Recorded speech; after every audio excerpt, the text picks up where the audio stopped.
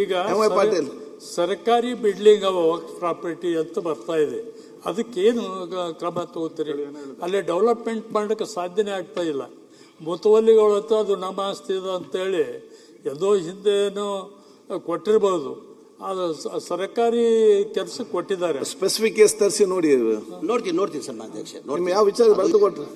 ಬರೆದು ಕೊಡ್ತೇನೆ. 7,900 ಚಿಲ್ಲರೆ ಎಕರೆದಲ್ಲಿ ಅಲ್ಲ ಸರ್ಕಾರ ನೋಡ್ತೀನಿ. ನನ್ನ ಮಾಹಿತಿ ಕೊಡಿ ಡೀಟೇಲ್ ಆಗಿ.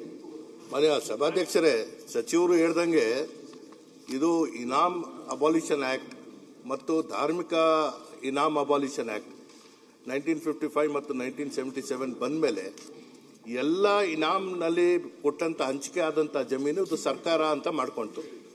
ಅದು ರೀಗ್ರಾಂಟ್ ಮಾಡುವಂತ ಅವಕಾಶ ಇದ್ರೂ ಕೂಡ ಲಿಮಿಟೇಷನ್ಸ್ ಇದ್ದಂತ ಕಾರಣದಿಂದ ಆ ಸಮಿತಿಗಳು ಯಾರು ಇದರ ಮಾಲೀಕರಲ್ಲ. ಬೋರ್ಡ್ಗೆ 1 ಇಂಚ್ ಜಾಗ ಇಲ್ಲ, ಸಚಿವರಿಗೂ ಗೊತ್ತಿದೆ. ಸೊ ಇದರಲ್ಲಿ ಏನಾಗುತ್ತೆ, ಇದನ್ನ ಅನ್ಯ ವಿಚಾರಗಳಿಗೆ ಇದನ್ನ ಬಳಕೆ ಮಾಡ್ಕೊಳಕ್ ಬರಲ್ಲ. ಇದಕ್ಕೇನಾದ್ರು ಸ್ಪಷ್ಟ ರೀತಿಯಲ್ಲಿ ಈಗ ಸಚಿವರು ಅದಕ್ಕೆ ಪಟ್ಟಿ ಮಾಡಿಸ್ತಾ ಇದ್ದಾರೆ. ಇನಾಮ್ ಅಬಾಲಿಷನ್ ಅಲ್ಲಿ ಇದ್ದಿದ್ದು ಈಗ ಪಂಜಾಬ್ ರಾಜ್ಯದಲ್ಲಿ ಇದು ಕೈ ಬಿಡಬೇಕು ಅಂತದ್ದು ಅವ್ರು ತೀರ್ಮಾನ ತಗೊಂಡಿದ್ದಾರೆ. ಸೊ ಅದೇ ರೀತಿಯಲ್ಲಿ ನಮ್ಮ ರಾಜ್ಯದಲ್ಲೂ ಮಾಡುವಂತದಕ್ಕೆ ಇದು ಮಾಡ್ತಾ ಇದ್ದೀವಿ. ಇದರ ಜೊತೆಗೆ ಈ ರೀತಿಯಲ್ಲಿ ಆಗಬಾರ್ದು ಅನ್ನೋ ಕಾರಣಕ್ಕಾಗಿನೇ ಕಂದಾಯ ಇಲಾಖೆಯಿಂದ ನಾವು ಭೂಮಿ ಸಾಫ್ಟ್ವೇರ್ ನಲ್ಲಿ ವಫ್ ಆಸ್ತಿಗಳು ಯಾವುದು ನಮೂದಿಸಿಕೊಂಡಿದ್ದೀವಿ ಅದನ್ನ ಜೋಡಿಸಬೇಕು ಅನ್ನೋದು ಕೂಡ ನಾವು ಮಾಡ್ತಾ ಇದ್ದೀವಿ. ಇಬ್ಬರು ಕೂಡ ಅನುಭವಿಸ್ತಿದ್ರಿ, ಕೂತ್ಕೊಂಡು ಚರ್ಚೆ ಬಗೆಹರಿಸಿ. ಅಭಯ ಪ್ರಸಾದ್, ಪ್ರಭು ಚವ್ಹಾಣ್. ಅಧ್ಯಕ್ಷರೇ, ಸುಪ್ರೀಂಕೋರ್ಟಿನ ಪ್ರತಿ ಸಂಖ್ಯೆ 1837 ಮಾನ್ಯ ಕಂದಾಯ ಸಚಿವರಿಗೆ ಕೇಳಿಬಯಸ್ತಾ ಇದ್ದೀನಿ. ಮಾನ್ಯ ಅಧ್ಯಕ್ಷರೇ, ಗೌರವಾನ್ವಿತರಿಗೆ ಉತ್ತರ ಒದಗಿಸಿಕೊಟ್ಟಿದ್ದೇವೆ. ಸನ್ಮಾನ್ ಅಧ್ಯಕ್ಷರೇ, ಉತ್ತರ ಕೊಟ್ಟಿದ್ದಾರೆ ಅಧ್ಯಕ್ಷರೇ. ಓಕೆ. ನಮ್ಮ ತಾಲೂಕಿನಲ್ಲಿ 154 ಊರಿದೆ ಸಭಾಧ್ಯಕ್ಷರೇ, 157 ತಾಂಡ ಇದೆ. ತಾಂಡಾಗ ಉಲ್ಲೇಖ ಮಾಡಿಲ್ಲ.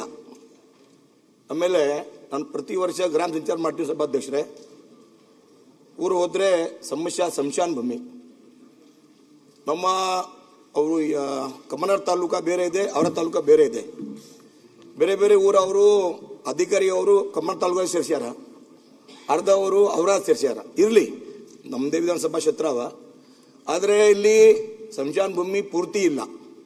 ತಮ್ಮ ಮುಖಾಂತರ ಸರ್ಕಾರಕ್ಕೆ ಮನವಿ ಮಾಡ್ತೀನಿ, ಪೂರ್ತಿ ಊರಿನಲ್ಲಿ ಸಂಶಾನ ಭೂಮಿ ಆಗಬೇಕು, ನಂಬರ್ 1. ಆಮೇಲೆ 2ನೇ, ಪೂರ್ತಿ ಮೂಲಭೂತ ಸೌಕರ್ಯ ಇಲ್ಲ. ಫಾರ್ ಎಕ್ಸಾಂಪಲ್ ಕಾಂಪೌಂಡ್ ವಾಲ್, ನೀರಿನ ವ್ಯವಸ್ಥೆ, ವಿದ್ಯುತ್ ಎಲ್ಲ ಕಡಿಮೆ ಇದೆ. ಅದಕ್ಕಾಗಿ ಮಂತ್ರಿ ಆಗ್ತಿದ್ದೆ ನಮ್ಮ ಬಹಳ ಅವ್ರ ಬಗ್ಗೆ ಗೌರವ ಇದೆ. ಬಟ್ ನಮ್ಮ ಕಡೆ ಬಹಳ ತೊಂದರೆ ಇದೆ. ನಮ್ಮ ತಾಲೂಕಾ ಬಾರ್ಡರ್ ತಾಲೂಕಾ, ಬ್ಯಾಕ್ವರ್ಡ್ ತಾಲೂಕಾ ಇದೆ. ಅದಕ್ಕಾಗಿ ತಾವು ದಯವಿಟ್ಟು ಎಲ್ಲೆಲ್ಲಿ ನಮ್ಮ ತಾಂಡಾನೇ ಒಟ್ಟೆ ಸಂಚಾರ ಭೂಮಿ ಇಲ್ಲ, ಬೇರೆ ಬೇರೆ ದೊಡ್ಡ ಊರಿನಲ್ಲಿ ಇಲ್ಲ. ಮೂಲಭೂತ ಸೌಕರ್ಯ ಒಂದು ಸಂಚಾರ ಕೌಂಟೆ ಆಗಿ ಮಾಡಬೇಕು. ಆಮೇಲೆ ಸರ್ಕಾರಿ ಜಮೀನು ಕೆಲವು ಇದೆ, ಕೆಲವು ಕಡೆ ಸರ್ಕಾರಿ ಜಮೀನು ಇಲ್ಲ.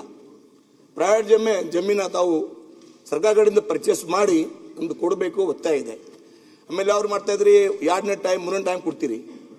ಈ ಜಮೀನ ವ್ಯಾಲ್ಯೂ ಜಾಸ್ತಿ ಆಗಿದೆ, ಪ್ರೈವೇಟ್ ಅವರು ಕೊಡ್ತಾ ಇಲ್ಲ. ಅದಕ್ಕಾಗಿ ತಾವು ಯಾವ ಥರ ತಾವು ಮುಂದೆ ರೇಟ್ ಫಿಕ್ಸ್ ಮಾಡ್ತೀರಿ, ಮಾಡಬೇಕು.